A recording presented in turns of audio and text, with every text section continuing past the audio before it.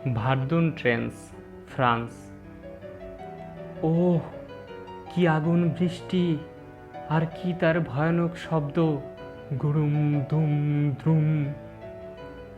আকাশের একটুও নীল দেখা যাচ্ছে না, যেন সমস্ত আসমান জুড়ে আগুন লেগে গেছে। গোলা আর বোমা ফেটে ফেটে আগুনের ফিনকি। এত ঘন বৃষ্টি হচ্ছে যে অত ঘন যদি জল ঝরতো আসমানের নীল চক্ষু বেয়ে, তাহলে একদিনেই সারা দুনিয়া পানিতে সয়লাব হয়ে যেত। আর এমনি অনবরত যদি এই বাজের চেয়েও কড়া দ্রুম দ্রুম শব্দ হতো, তাহলে লোকের কানগুলো অকেজ হয়ে যেত। আজ শুধু আমাদের সিপাহীদের সেই হোলি খেলার একেবারে গানটা মনে পড়ছে। আজ তলোয়ার সে খেলেঙ্গে হরি, জমা হো গে দুনিয়া কা সিপাহী। ঢালো কি ডঙ্কা বাদন লাগি, তোপো কি পিচকারি, গোলা বারুদ কা রঙ বনি হে লাগি ভারী লড়াই। বাস্তবিক এ গোলা বারুদের রঙে আসমান জমিন লালে লাল হয়ে গেছে। সবচেয়ে বেশি লাল ওই বুকে বেয়োনেট পোড়া হতভাগাদের বুকের রক্ত। লালে লাল, শুধু লাল আর লাল। এক একটা সিপাহী শহীদ হয়েছে আর যেন বিয়ের নৌশার মতো লাল হয়ে শুয়ে আছে। ওহ, সবচেয়ে বিশ্রী ওই ধোঁয়ার গন্ধটা! বাপরে বাপ, ওর গন্ধে যেন ৩২ নাড়ি পাক দিয়ে ওঠে। মানুষ সৃষ্টির শ্রেষ্ঠ জীব, তাদের মারবার জন্যে এসব কি কুৎসিত নিষ্ঠুর উপায়!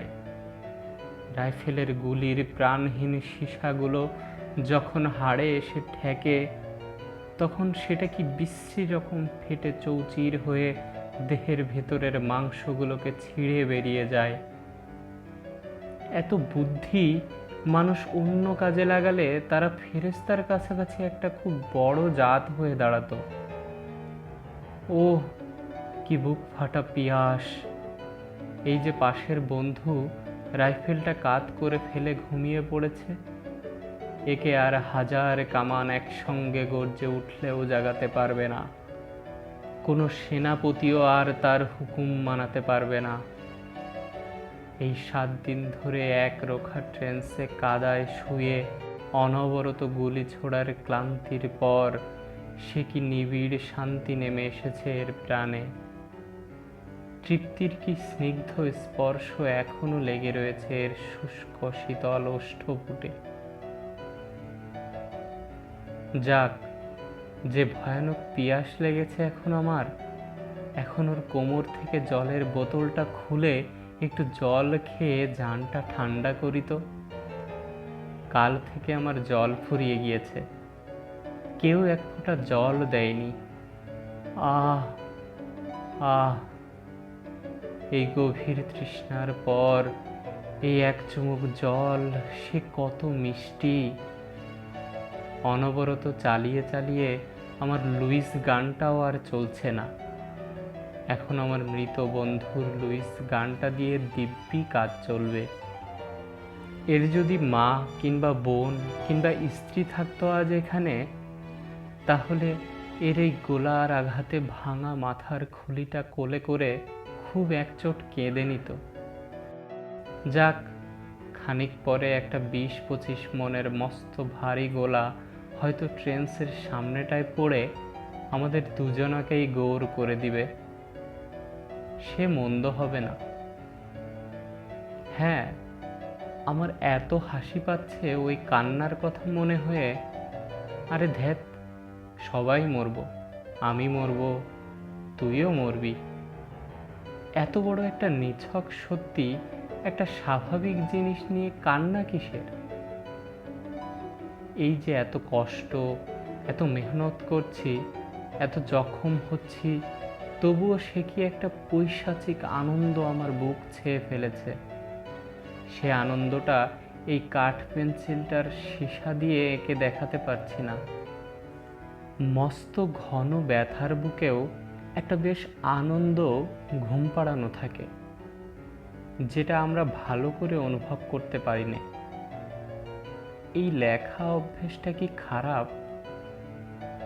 এত আগুনের মধ্যে সাঁতরে বেড়াচ্ছি, পায়ের নিচে 10-20টা মরা, মাথার উপর উড়োজাহাজ থেকে বোমা ফাটছে, গুড়ুম থম থম থম, সামনে 20 হাত দূরে বড় বড় গোলা ফাটছে, গুড়ুম দুম দুম দুম। পাশ দিয়ে চলে যাচ্ছে রাইফেল আর মেশিন গানের গুলি, শো শো শো।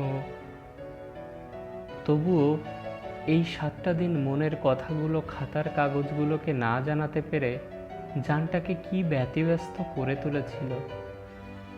আজ এই কটা কথা লিখে বুকটা বেশ হালকা বোধ হচ্ছে। পাশের মরা বন্ধুর গায়ে ঠেস দিয়ে দিব্যি একটু আরাম করে নেওয়া যাক। ওহ, কি আরাম!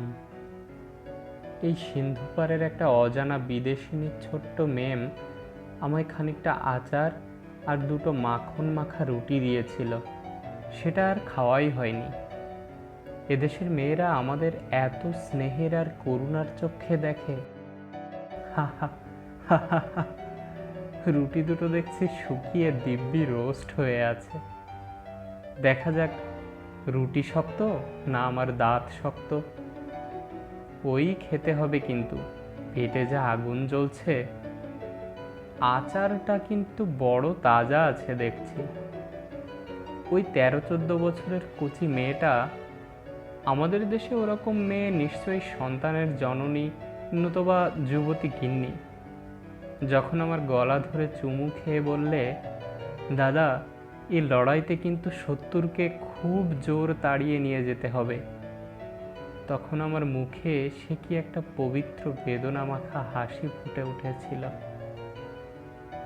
আহ, এতক্ষণে আকাশটা বেরোবার একটু ফাঁক পেয়েছে। রাশি রাশি জল ভরা মেঘের ফাঁকে একটু নীল আসমান দেখা যাচ্ছে। সে কত সুন্দর, ঠিক যেন অশ্রু ভরা চোখের ঈষৎ একটু সুনীল রেখা। থাকবে এখন, অন্য সময় বাকি কথাগুলো লেখা যাবে। মরা বন্ধুর আত্মা হয়তো আমার উপর চটে উঠছে এতক্ষণে। কি বন্ধু, একটু জল দেব নাকি মুখে? ইস, হাঁ করে তাকাচ্ছেন দেখো। না বন্ধু, না। তোমার পরপারের প্রিয়তমা হয়তো তোমার জন্য শরবতের গেলাস হাতে দাঁড়িয়ে রয়েছে। আহা, সে বেচারাকে বঞ্চিত করব না তার সেবার আনন্দ থেকে। আজ কত কথাই মনে হচ্ছে। না না, কিচ্ছু মনে হচ্ছে না, সব ঝুটা। ফের লুইস গানটায় গুলি চালানো যাক। আমার সাহায্যকারী কয়জন বেশ তোয়াজ করে ঘুমিয়ে নিলে তো দেখছি। ওই ওই পাশে কাদের তালে তালে পা মিলিয়ে চলার শব্দ পাচ্ছি। ঝপ ঝপ ঝপ, লেফট রাইট লেফট। ওই মিলিয়ে চলার শব্দটা কি মধুর। ও বুঝি আমাদের রিলিফ করতে আসছে অন্য পল্টন। এতটুকু অসাবধানতার জন্য হাতের এক টুকরো মাংস ছিঁড়ে নিয়ে গেল দেখছি একটা গুলিতে। ব্যান্ডেজটা বেঁধে নিই নিজেই। নার্সগুলোকে আমি 2 চোখে দেখতে পারি না। নারী যদি ভালো না বেশি সেবা করে আমার, তবে সে সেবা আমি নেব কেন? আহ, যুদ্ধের এই খুনোখুনির কি মাদকতা শক্তি! মানুষ মারার কেমন একটা গাঢ় নেশা। পাশে আমার চেয়ে অত বড় জোয়ানটা এলিয়ে পড়েছে দেখছি। আমি দেখছি শরীরের বলের চেয়ে মনের বলের শক্তি অনেক বেশি। লুইস গানে 1 মিনিটে প্রায় 600-700 করে গুলি ছাড়ছি। যদি জানতে পারতুম ওতে কত মানুষ মরছে। তা হোক, এই কি 2 কোণের 2টো লুইস গানই শত্রুদের জোর আটকিয়ে রেখেছে, কিন্তু কি চিৎকার করে মরছে শত্রুগুলো দলে দলে। কি ভীষণ সুন্দর এই তরুণের মৃত্যু মাধুরী। সিন নদীর ধারে তাঁবু, ফ্রান্স। এই 2 দিনের 48 ঘন্টা খালি লম্বা ঘুম দিয়ে কাটিয়ে দেওয়া গেল। এখন আবার ধড় চুড়ো পরে বেরোতে হবে খোদার সৃষ্টি নাশ করতে। এই মানুষ মারা বিদ্যে লড়াইটা ঠিক আমার মতো পাথর বুকো কাঠখোট্টা লোকেরই মনের মতো জিনিস। আজ সেই বিদেশিনী কিশোরী আমাকে তাদের বাড়িতে নিয়ে গিয়েছিল। কি পরিষ্কার সুন্দর ফিটফাট বাড়িগুলো এদের। মেয়েটা আমাকে খুব ভালোবেসেছে, আমিও বেসেছি। আমাদের দেশ হলে বলতো মেয়েটা খারাপ হয়ে যাচ্ছে। 20-21 বছরের একজন যুবকের সঙ্গে একটা কুমারী কিশোরীর মেলামেশা তারা আদৌ পছন্দ করতো না। ভালোবাসাটাকে কি কুৎসিত চোখে দেখছে আজকাল লোকেরা। মানুষ তো নয়, যেন শকুনি। দুনিয়ায় এত পাপ, মানুষ এত ছোট হলো কি করে? তাদের মাথার উপর অমন উদার অসীম নীল আকাশ, আর তারই নিচে মানুষ কি সংকীর্ণ, কি ছোট। আগুন তুমি ঝরো, ঝম ঝম ঝম। খোদার অভিশাপ, তুমি নেমে এসো ওই নদীর বুকের জমাট বরফের মতো হয়ে। ঝুপ ঝুপ ঝুপ। ইসরাফিলের শিঙা, তুমি বাজো সবকে নিঃসাড় করে দিয়ে। ওম ওম ওম। প্রলয়ের বজ্র, তুমি কামানের গোলা আর বোমার মধ্য দিয়ে ফাটো ঠিক মানুষের মগজের উপর। দ্রুম দ্রুম দ্রুম। আর সমস্ত দুনিয়াটা, সমস্ত আকাশ উল্টে ভেঙে পড়ো তাদের মাথায়, যারা ভালোবাসায় কলঙ্ক আনে, ফুলকে অপবিত্র করে। এখন যে সাজে সেজেছি, ঠিক এই রকম সাজে যদি আমাদের দেশের একটা লোককে সাজিয়ে উল্টে ফেলে দিই, তাহলে হাজার ধস্তাধস্তি করেও সে আর উঠতে পারবে না। আমার নিজেরই হাসি পাচ্ছে আমার এখনকার এই গদাই লস্করি চেহারা দেখে। আমার এক ফাজিল বন্ধু বলছেন, কি নিমকিন চেহারা, আহা কি উপমার ছিরি। কে নাকি বলেছিল ষাঁড়টা দেখতে ঠিক কাতলা মাছ। ফ্রান্স, প্যারিসের পাশের ঘন বন। কাল হঠাৎ এই মস্ত জঙ্গলটায় আসতে হলো। কেন এরকম পিছিয়ে আসতে হলো তার এতটুকুও জানতে পারলুম না। এই মিলিটারি লাইনের ওইটুকুই সৌন্দর্য। তোমার উপর হুকুম হলো ওই কাজটা করো, কেন ওরকম করব তার কৈফিয়ত চাইবার কোনো অধিকার নেই তোমার। ব্যাস হুকুম। যদি বলি মৃত্যু যে ঘনিয়ে আসছে, অমনি বজ্রগম্ভীর স্বরে তার কড়া জবাব আসবে, যতক্ষণ তোমার নিঃশ্বাস আছে ততক্ষণ কাজ করে যাও। যদি চলতে চলতে তোমার ডান পায়ের উপর মৃত্যু হয়, তবে বাম পা পর্যন্ত চলো। এই হুকুম মানায়, এই জীবনপণ আনুগত্যে কত যে নিবিড় মাধুরী। বাজের মাঝে এ কি কোমলতা। যদি সমস্ত দুনিয়াটা এমনি একটা এবং কেবল একটা সামরিক শক্তির অধীন হয়ে যেত, তাহলে এই মাটির জমিনই এমন একটা সুন্দর স্থান হয়ে দাঁড়াতো, যাকে জিন্নাতুল বাকিয়া, শ্রেষ্ঠতম স্বর্গ বললেও লোকে তৃপ্ত হতো না। কি শৃঙ্খলা এই ব্রিটিশ জাতিটার কাজে কর্মে, কায়দা কানুনে। তাই তারা আজ এত বড়। উপর দিকে চাইতে গিয়ে আমাদের মাথার পাগড়ি পড়ে গেলেও তাদের মাথাটা দেখতে পাবো না। মোটামুটি বলতে গেলে তাদের এই দুনিয়া জোড়া রাজত্বটা মস্ত বড় ঘড়ি, আর সেটা খুবই ঠিক চলছে। কেননা তার সেকেন্ডের কাঁটা থেকে ঘন্টার কাঁটা পর্যন্ত সব তাতে বড্ড কড়া বাঁধাবাঁধি একটা নিয়ম। সেটা আবার রোজই অয়েল্ড হচ্ছে, তার কোথাও একটু জং ধরে না। আমরাই নিয়ে গেলুম জার্মানদের হিন্ডেনবার্গ লাইন পর্যন্ত খেদিয়ে, আবার আমাদেরই এতটা পিছিয়ে যেতে হলো। ঘড়িটা যে তৈরি করছে সে জানে কাঁটার কোনখানে কি কাজ, কিন্তু কাঁটা কিচ্ছু বুঝতে পারে না। তবু তাকে কাজ করে যেতে হবে, কেননা একটা স্প্রিং অনবরত তার পেছন থেকে তাকে গুঁতো মারছে। এমনি একটা বিরাট কঠিন শৃঙ্খল, মস্ত বাঁধাবাঁধি আমাদের খুবই দরকার। আমাদের এই বেঁড়ে জাতটাকে এমনি খুব পিঠমোড়া করে বেঁধে দোরস্ত না করলে এর ভবিষ্যতে আর উঠে দাঁড়াবার কোনো ভরসা নেই। দেশের সবাই মোড়ল হলে কি আর কাজ চলে? ওহ, এত দূরেও আমাদের উপর গোলাবৃষ্টি, এ যেন একটা ভুতুড়ে কাণ্ড। কোথায় কোন সুদূরে লড়াই হচ্ছে, আর এখানে কি করে এই জঙ্গলে গোলা আসছে? হাতি যখন ভাবে তার চেয়ে বড় জানোয়ার আর নেই, তখন ছোট্ট একটি মশা তার মগজে কামড়ে কিরকম ঘায়েল করে দেয় তাকে।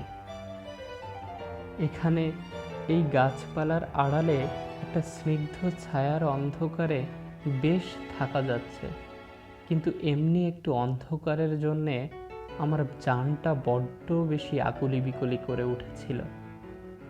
হায়, এই অন্ধকারে এলে কত কথাই মনে পড়ে আমার আবার। না, যাই একবার গাছে চড়ে দেখি আশেপাশে কোথাও দুশ্মন লুকিয়ে আছে কিনা। আহা, গাছ থেকে ওই দূরে বরফে ঢাকা নদীটা কি সুন্দর! আবার ওই গোলার ঘায়ে ভাঙা মস্ত বাড়িগুলো কি বিশ্রী হাঁ করে আছে। এইসব ভাঙা গড়া দেখে আমার সেই ছোট্টবেলাকার কথা মনে পড়ে। তখন আমরা খুব ঘটা করে ধুলোবালির ঘর বানাতুম, তারপর খেলা শেষ হলে সেগুলোকে পা দিয়ে ভেঙে দিতুম আর সমস্বরে ভাঙার গান গাইতুম। হাতের সুখে বানালুম, পায়ের সুখে ভাঙলুম। অনেক দূরে ওই কামানের গোলাগুলো পড়ছে, আর এখান থেকে দেখাচ্ছে যেন আসমানের বুক থেকে তারাগুলো খসে খসে পড়ছে। ও কি বো বো শব্দ! ওই মস্ত উড়োজাহাজ কি ভয়ানক জোরে ঘুরছে, উঠছে আর নামছে, ঠিক যেন একটা চিলে ঘুড়িকে খেলোয়াড় গোতা মারছে। ওটা আমাদেরই। জার্মানদের জেপেলিনগুলো দূর থেকে দেখায় যেন একটা বড় শুঁয়োপোকা উড়ে যাচ্ছে। যাক, আমার হ্যাবার শ্যাক থেকে একটু আচার বের করে খাওয়া যাক। সেই বিদেশিনী মেয়েটা আজ কত দূরে, কিন্তু তার ছোঁয়া যেন এখনো লেগে রয়েছে এই ফলের আচারে। দূর ছাই, যত সব বাজে কথা মনে হয় কেন, খামাখা সাত ভূতের বেদনা এসে জানটা কুচলে কুচলে দিয়ে যায়। হা হা হা হা হা। বন্ধু আমার পাশের গাছটায় বসে ঘুমোবার চেষ্টা করছেন দেখছি। ওই যে দিব্যি কোমর বন্ধটা দিয়ে নিজেকে একটা ডালের সঙ্গে বেশ শক্ত করে বেঁধেছেন। একবার পড়েন যদি ঝুপ করে ওই নিচের জলটায়, তাহলে বেশ একটা রগড় হয়। কিন্তু পড়িস আল্লাহ করে, এই সরাত দুম দেব নাকি তার কানের গোড়া দিয়ে শো করে একটা পিস্তলের গুলি ছেড়ে। আহা হা, না না, ঘুমুক বেচারা।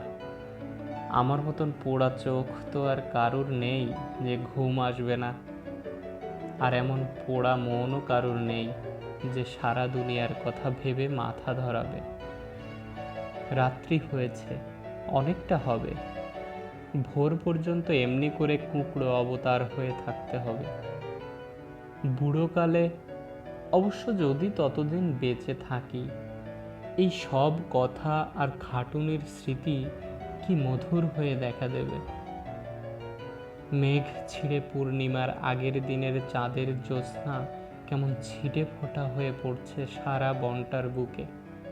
এখন সমস্ত বনটাকে একটা চিতা বাঘের মতো দেখাচ্ছে। কালো ভারী জমাট মেঘগুলো আমার মাথার দুহাত উপর দিয়ে আস্তে আস্তে কোথায় ভেসে উধাও হয়ে যাচ্ছে, আর তাই দু এক ফোঁটা শীতল জল আমার মাথায় পড়ছে, টপ টপ টপ। কি করুণ শীতল সে জমাট মেঘের দু ফোঁটা জল। আহ, চাঁদটা একেবারে ঢাকা পড়ছে, আবার সাঁ করে বেরিয়ে আর একটা মেঘে সেধিয়ে পড়ছে। এ যেন বাদশাহজাদার শীষ মহলের সুন্দরীদের সঙ্গে লুকোচুরি খেলা। কে ছুটছে, চাঁদ না মেঘ? আমি বলবো মেঘ, একটি সরল ছোট্ট শিশু বলবে চাঁদ। কার কথা সত্যি? আহা, কি সুন্দর আলো ছায়া! দূরে ওটা কি একটা পাখি অমন করে ডাকছে। এদেশের পাখিগুলোর সুর কেমন একটা মধুর অলসতায় ভরা, শুনলে যেন নেশা ধরে। এই আলো ছায়ায় আমার কত কথাই না মনে পড়ছে। ও, তার চিন্তাটা কি ব্যথায় ভরা।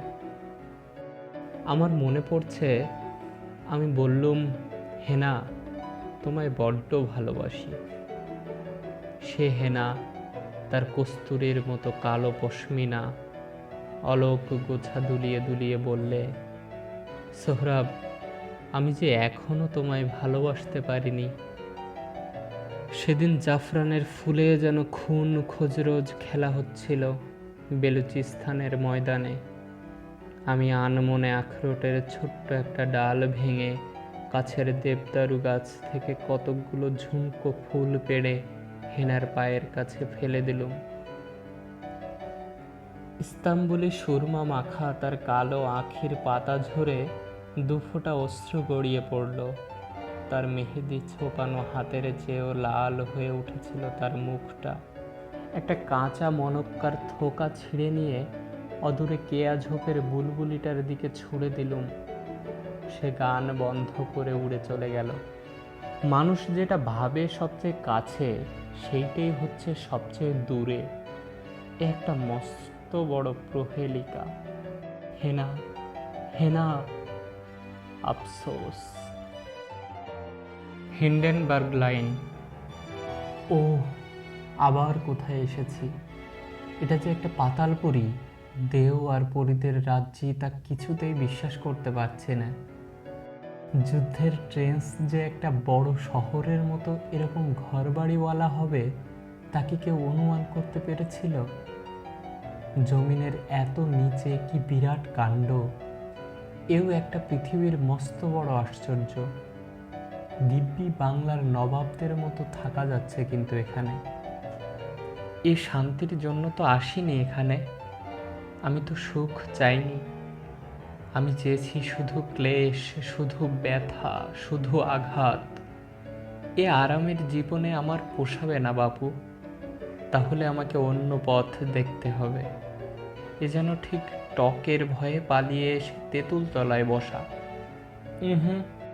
আমি কাজ চাই, নিজেকে ডুবিয়ে রাখতে চাই। এ কি অস্বস্তির আরাম! আচ্ছা, আগুনে পুড়ে নাকি লোহাও ইস্পাত হয়ে যায়। মানুষ কি হয় শুধু ব্যাপটাইজড? আবার মনটা ছাড়া পেয়ে আমার সেই আঙুর আর বেদনা গাছে ভরা ঘরটায় দৌড় মেরেছে। আবার মনে পড়ছে সেই কথা। হেনা, আমি যাচ্ছি মুক্ত দেশের আগুনে ঝাঁপিয়ে পড়তে। যার ভিতরে আগুন, আমি চাই তার বাইরেও আগুন জ্বলুক। আর হয়তো আসবো না। তবে আমার সম্বল কি? পাথেয় কই? আমি কি নিয়ে সেই অচিন দেশে থাকব? আমার হাতের মুঠোয় হেনার হেনারঞ্জিত হাত দুটি কিশলয়ের মতো কেঁপে কেঁপে উঠল। সে স্পষ্টই বললে, এ তোমার জীবনের সার্থকতা নয় সোহরাব, এ তোমার রক্তের উষ্ণতা। এ কি মিথ্যাকে আঁকড়ে ধরতে যাচ্ছ? এখনো বোঝো আমি আজও তোমায় ভালোবাসতে পারিনি। সব খালি, সব শূন্য, খাঁ খাঁ খাঁ। একটা জোর দমকা বাতাস ঘন ঝাউ গাছে বাধা পেয়ে চেঁচিয়ে উঠল, আহ আহ আহ।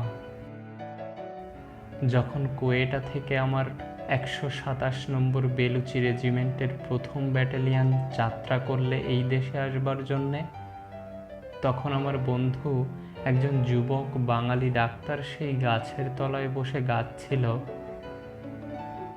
এখন ফিরাবে তারে কিসের ছলে, বিদায় করেছ যারে নয়ন জলে। আজি মধু সমীরণে নিশীথে কুসুম বনে, তারে কি পড়েছে মনে বকুল তলে, এখন ফিরাবে হায় কিসের ছলে। মধু নিশি পূর্ণিমার ফিরে আসে বারবার, সেজন ফিরে না আর যে গেছে চলে, এখন ফিরাবে আর কিসের ছলে। কি দুর্বল আমি, সাধে কি আসতে চাইনি এখানে। ওগো, এরকম নবী জীবনে আমার চলবে না। আমার রেজিমেন্টের লোকগুলো মনে করে আমার মতো এত মুক্ত এত সুখী আর কেউ নেই, কারণ আমি বড্ড বেশি হাসি।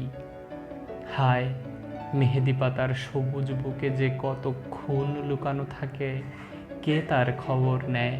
আমি পিয়ানোতে হাম হোম সুইট হোম গতটা বাজিয়ে সুন্দর রূপে গাইলুম দেখে ফরাসিরা অবাক হয়ে গেছে, যেন আমরা মানুষ নই।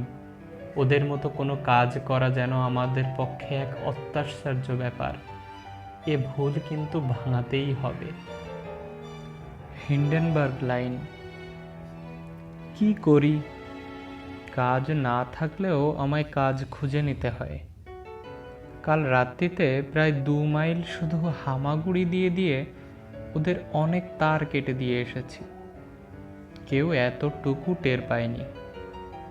আমার কমান্ডিং অফিসার সাহেব বলেছেন, তুমকো বাহাদুরি মিল জায়গা। আজ আমি হাবিলদার হলুম। এ মন্দ খেলা নয় তো। আবার সেই বিদেশিনীর সঙ্গে দেখা হয়েছিল। এই 2 বছরে কত বেশি সুন্দর হয়ে গেছে সে। সেদিন সে সোজাসুজি বললে যে যদি আমার আপত্তি না থাকে সে আমায় তার সঙ্গী রূপে পেতে চায়। আমি বললুম, না, তা হতেই পারে না। মনে মনে বললুম, অন্ধের লাঠি একবার হারায়, আবার আর না, যা ঘা খেয়েছি তাই সামলানো দায়। বিদেশিনীর নীল চোখ দুটো যে কীরকম জলে ভরে উঠেছিল আর বুকটা তার কীরকম ফুলে ফুলে উঠেছিল তা আমার মতো পাষাণকেও কাঁদিয়েছিল। তারপর সে নিজেকে সামলে নিয়ে বললে, তবে আমাকে ভালোবাসতে দেবে তো, অন্তত ভাইয়ের মতো। আমি বেওয়ারিশ মাল। অতএব খুব আগ্রহ দেখিয়ে বললুম, নিশ্চয় নিশ্চয়। তারপর তার ভাষায় অডিয়ে বিদায় বলে সেই যে গিয়েছে আর আসেনি। আমার শুধু মনে হচ্ছে সেজন ফিরে না আর যে গেছে চলে। ও যা হোক, আজ গুর্খাদের পেয়ে বেশ থাকা গেছে, কিন্তু গুর্খাগুলো এখনও যেন এক একটা শিশু। দুনিয়ার মানুষ যে এত সরল হতে পারে তা আমার বিশ্বাসই ছিল না। এই গুর্খা আর তাদের ভাইরা ভাই গাড়োয়াল, এই দুটো জাতি আবার যুদ্ধের সময় কীরকম ভীষণ হয়ে ওঠে। তখন এদের প্রত্যেকে যেন এক একটা শেরে বাব্বর। এদের খুকুরি দেখলে এখনও জার্মানেরা রাইফেল ছেড়ে পালায়। এই দুটো জাত যদি না থাকতো তাহলে আজ এত দূর এগুতে পারতাম না আমরা। তাদের মাত্র কয়জন আর বেঁচে আছে? রেজিমেন্টকে রেজিমেন্ট একেবারে সাবাড়। অথচ যে 2-4 জন বেঁচে আছে তারাই কীরকম হাসছে খেলছে, যেন কিছুই হয়নি। ওরা যে মস্ত একটা কাজ করছে এইটাই কেউ কখনো ওদের বুঝিয়ে উঠতে পারেনি। আর ওই এত লম্বা চওড়া শিখগুলো, তারা কি বিশ্বাসঘাতকতাই না করেছে। নিজের হাতে নিজে গুলি মেরে হাসপাতালে গিয়েছে। বাহ বাহ, ট্রেঞ্চের ভিতর একটা ব্যাটালিয়ন মার্চ হচ্ছে। ফ্রান্সের মধুর ব্যান্ডের তালে তালে কি সুন্দর পাগুলো পড়ছে আমাদের। লেফট রাইট লেফট, ঝপ ঝপ ঝপ। এই 1000 লোকের পা একসঙ্গে উঠছে, একসঙ্গেই পড়ছে। কি সুন্দর! বেলুচিস্তান, কোয়েটার দ্রাক্ষাকুঞ্জ স্থিত আমার ছোট্ট কুটির। এ কি হলো? আজ এই আখরোট আর নাশপাতির বাগানে বসে বসে তাই ভাবছি। আমাদের সব ভারতীয় সৈন্য দেশে ফিরে এলো, আমিও এলুম।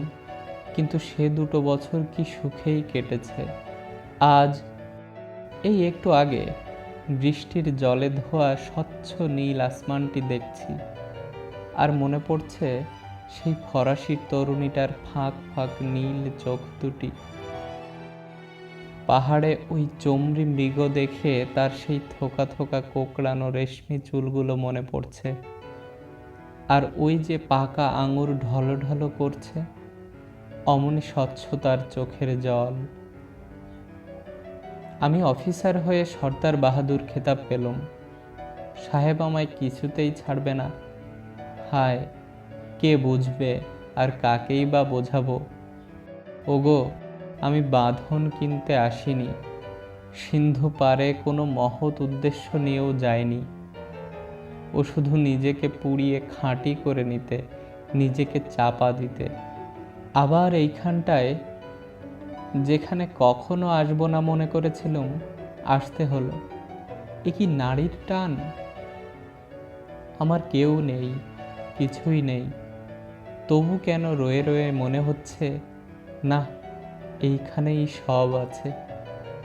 এ কার মূঢ় অন্ধ সাধনা? কারুর কিচ্ছু করিনি, আমারও কেউ কিচ্ছু করেনি, তবে কেন এখানে আসছিলুম না? সে একটা অব্যক্ত বেদনার অভিমান, সেটা প্রকাশ করতে পারছি না। হেনা, হেনা, সাবাস। কেউ কোথাও নেই, তবুও ও ধার থেকে বাতাস ভেসে আসছে। ও কি শব্দ! না, না, না। পাহাড় কেটে নির্ঝরটা তেমনই বইছে। কেবল যার মেহেদি রাঙানো পদরেখা এখনো ওর পাথরের বুকে লেখা রয়েছে, সেই হেনা আর নেই। এখানে ছোটখাটো কত জিনিস পড়ে রয়েছে, যাতে তার কোমল হাতের ছোঁয়ার গন্ধ এখনো পাচ্ছি। হেনা, হেনা, হেনা। আবার প্রতিধ্বনি, না, না, না। পেশোয়ার। পেয়েছি, পেয়েছি, আজ তার দেখা পেয়েছি। হেনা, হেনা, তোমাকে আজ দেখেছি এইখানে, এই পেশোয়ারে। তবে কেন মিথ্যে দিয়ে এত বড় একটা সত্যকে এখনো ঢেকে রেখেছ? সে আমায় লুকিয়ে দেখেছে আর কেঁদেছে, কিছু বলেনি, শুধু চেয়ে চেয়ে দেখেছে আর কেঁদেছে। এরকম দেখার যে অশ্রু প্রাণের শ্রেষ্ঠ ভাষা, সে আজও বললে সে আমায় ভালোবাসতে পারেনি। ওই না কথাটা বলবার সময় সে কি করুণ একটা কান্না তার গলা থেকে বেরিয়ে ভোরের বাতাসটা ব্যথিয়ে তুলেছিল। দুনিয়ার সবচেয়ে মস্ত হেয়ালি হচ্ছে মেয়েদের মন। কাবুল, ডাক্কা ক্যাম্প। যখন মানুষের মতো মানুষ আমির হাবিবুল্লাহ খান শহীদ হয়েছে শুনলাম, তখন আমার মনে হলো এতদিনে হিন্দুকুশের চূড়াটা ভেঙে পড়ল। সুলেমান পর্বত জড় শুদ্ধ উখড়িয়ে গেল। ভাবতে লাগলুম আমার এখন কি করা উচিত। 10 দিন ধরে ভাবলুম, বড্ড শক্ত কথা। না, আমিরের হয়ে যুদ্ধ করাই মনে করলুম। কেন? এ কেনর উত্তর নেই। তবু আমি সরল মনে বলছি, ইংরেজ আমার শত্রু নয়, সে আমার শ্রেষ্ঠ বন্ধু। যদি বলি আমার এবার এ যুদ্ধে আসার কারণ একটা দুর্বলকে রক্ষা করবার জন্য প্রাণ আহুতি দেওয়া, তা হলেও ঠিক উত্তর হয় না। আমার অনেক খামখেয়ালির অর্থ আমি নিজেই বুঝি না। সেদিন ভোরে ডালিম ফুলের গায়ে কে আগুন লাগিয়ে দিয়েছিল? ও, সে যেন আমারই মতো আরও অনেকের বুকের খুন খারাবি। উদার আকাশটা কেঁদে কেঁদে একটুর জন্য থেমেছে। তার চোখটা এখনো খুব ঘোলা, আবার সে কাঁদবে। কার সে বিয়োগ ব্যথায় বিধুর কোয়েলিটাও কেঁদে কেঁদে চোখ লাল করঞ্জ করে ফেলেছিল, আর তার উহু উহু শব্দ প্রভাতের ভিজে বাতাসে টোল খাইয়ে দিচ্ছিল। শুকনো নদীটার ওপারে বসে কে সানাইতে আশোয়ারি রাগিনী ভাজছিল, তার মিড়মিড়ে কত যে চাপা হৃদয়ের কান্না কেঁপে কেঁপে উঠছিল, তা সবচেয়ে বেশি বুঝছিলাম আমি। মেহেদি ফুলের তীব্র গন্ধে আমাকে মাতাল করে তুলেছিল। আমি বললুম, হেনা, আমিরের হয়ে যুদ্ধে যাচ্ছি, আর ফিরে আসব না, বাঁচলেও আসব না। সে আমার বুকে ঝাঁপিয়ে পড়ে বললে, সোহরাব প্রিয়তম, তাই যাও। আজ যে আমার বলবার সময় হয়েছে, তোমায় কত ভালোবাসি। আজ আর আমার অন্তরের সত্যিকে মিথ্যা দিয়ে ঢেকে আশেককে কষ্ট দেব না। আমি বুঝলুম সে বীরাঙ্গনা, আফগানের মেয়ে। যদিও আফগান হয়েও আমি শুধু পরদেশীর জীবনযাপন করেই বেরিয়েছি, তবু এখন নিজের দেশের পায়ে আমার জীবনটা উৎসর্গ করি, এই সে চাচ্ছিল। ও রমণী, তুমি কি করে তবে নিজেকে এমন করে চাপা দিয়ে রেখেছিলে হেনা? কি অটল ধৈর্য শক্তি তোমার! কোমল প্রাণা রমণী, সময়ে কত কঠিন হতে পারে। কাবুল। 5-5টা গুলি এখনো আমার দেহে ঢুকে রয়েছে। যতক্ষণ না সম্পূর্ণ জ্ঞান হারিয়েছিলাম, ততক্ষণ সৈন্যদের কি শক্ত করেই রেখেছিলাম। খোদা, আমার বুকের রক্তে আমার দেশকে রক্ষা করেছি। একে যদি শহীদ হওয়া বলে, তবে আমি শহীদ হয়েছি। জীবনের শেষ মুহূর্ত পর্যন্ত আমি কর্তব্য পালন করেছি। আমি চলে এলাম। হেনা ছায়ার মতো আমার পিছু পিছু ছুটল। এত ভালোবাসা, পাহাড় ফাটা উদ্দাম জলস্রোতের মতো এত প্রেম কি করে বুকের পাঁজর দিয়ে আটকে রেখেছিল হেনা? আমির তার ঘরে আমার আসন দিয়েছেন। আজ আমি তার সেনাদলের একজন সর্দার। আর হেনা, হেনা, ওই যে সে আমায় আঁকড়ে ধরে ঘুমিয়ে পড়েছে। এখনো তার বুক কিসের ভয়ে কেঁপে কেঁপে উঠছে।